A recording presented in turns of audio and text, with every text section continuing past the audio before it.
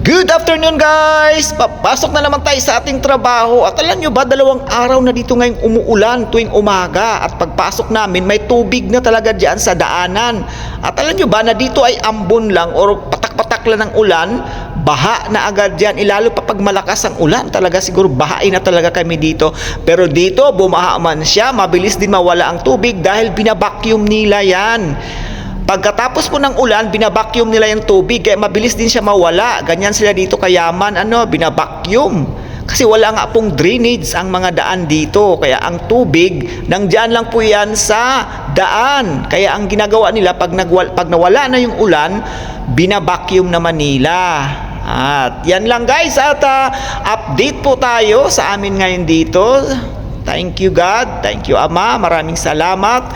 At wala na po kaming na-receive, more than 1 araw na po na alert. Sana po ay tuloy-tuloy na.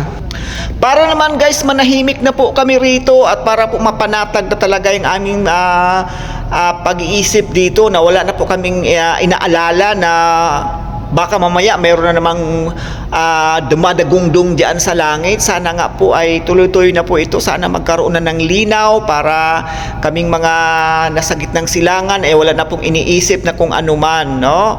Baha, okay lang po yung baha, pero wag lang po yung dumadagungdong diyan sa langit dahil mahirap po yan. At sana talaga, sana matapos na ito para babalik na po sa normal, lalo na po doon sa Pilipinas, no? Na super mahal na po talaga ng bilihin. Ayan, nandito tayo guys, at maraming salamat sa inyong lahat sa suporta, sa prayer.